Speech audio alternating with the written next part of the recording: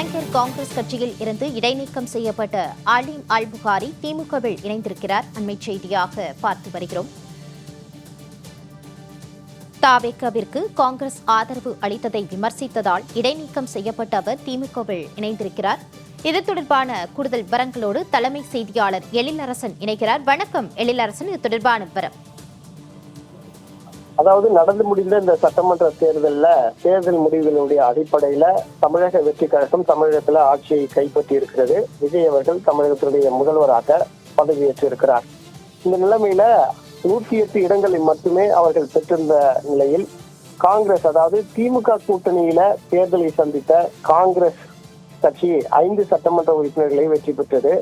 இந்த நிலைமையில எதிரணியில் இருக்கிற தவேகாவுக்கு காங்கிரஸ் 5 சட்டமன்ற உறுப்பினர்களுடைய ஆதரவு அளித்து அதனுடைய அடிப்படையில் தான் இப்போது தமிழக வெற்றி கழகம் ஆட்சியை கைப்பற்றி இருக்கிறது. இந்த நிலைமையில காங்கிரசுடைய இந்த நடவடிக்கையை திமுக தொண்டர்கள் மட்டுமல்ல, திமுகவின் மீது ஆதரவாக இருக்கிற பல்வேறு காங்கிரஸ்காரர்களும் காங்கிரஸ் கட்சி எடுத்திருக்கிற அந்த முடிவை விமர்சித்து வந்தார்கள்.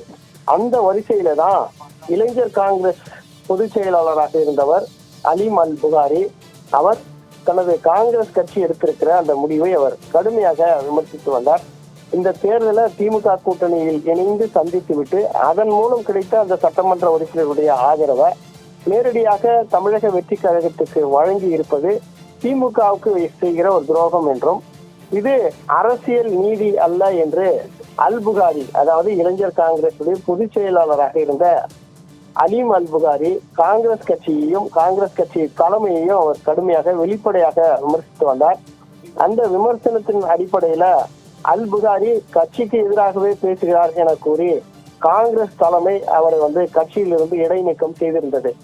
இந்த நிலைமையில்தான் இளைஞர் காங்கிரஸ் பொதுச் செயலாளராக இருந்த அலீம் அல் புகாரி தனது பதவியை ராஜினாமா செய்துவிட்டு இப்போது திமுகவிலேயே தன்னை இணைத்துக் கொண்டிருக்கிறார். அந்த காட்சியை நாம திரையில பார்க்க முடிகிறது.